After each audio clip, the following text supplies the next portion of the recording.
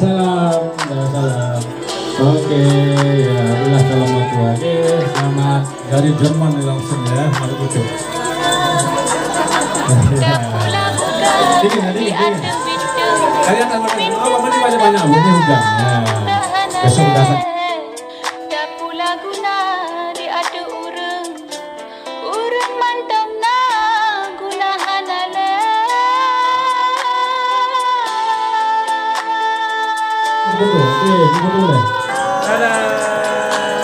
Sabar. Oke, 1, 2, 3, 4.